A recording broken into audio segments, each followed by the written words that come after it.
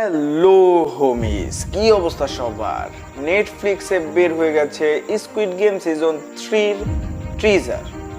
তো আমরা চটপট করে এখন টিজার দেখে ফেলবো, তারপর তার সাথে কিছু কথা বলবো যা দেখা যাবে পরে।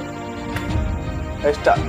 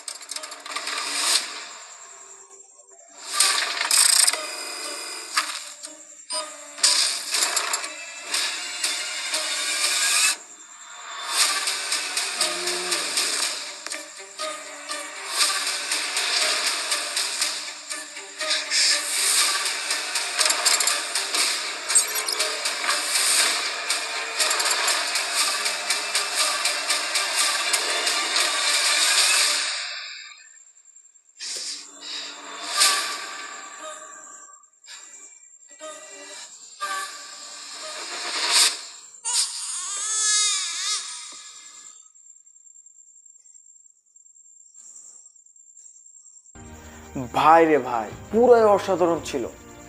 এই সিজনে হয়তো আমরা দেখতে পাবো যে এটাই হয়তো লাস্ট সিজন হবে আমার জানা মতে। তবে আমি জানি না ঠিক মতো যে আসলে লাস্ট সিজন হবে কি হবে না।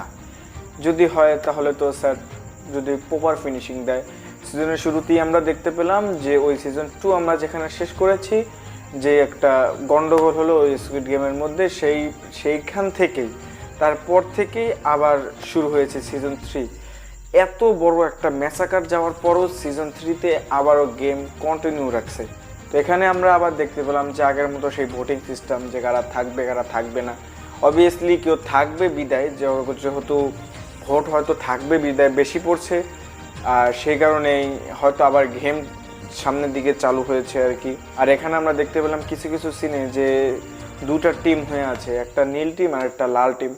এই লাল টিম নীল টিম হতে পারে যে কোনো টিমে একটা অসাধারণ খেলা হবে আর কি এই স্কুইড গেমে। আর শেষে যে টুইস্টটা দিয়েছে, মাইন্ড ব্লোয়িং।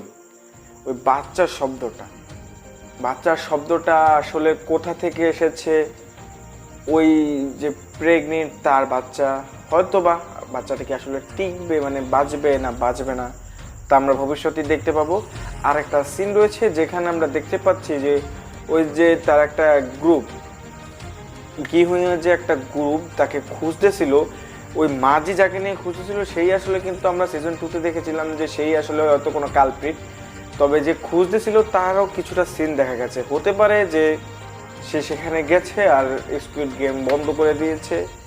আবার হতে পারে স্কুইড গেম সিজন 3-তে গিহুং মারা গিয়ে অন্য কেউ একজন উইনার হয় আর তারা খুঁজে পায় না।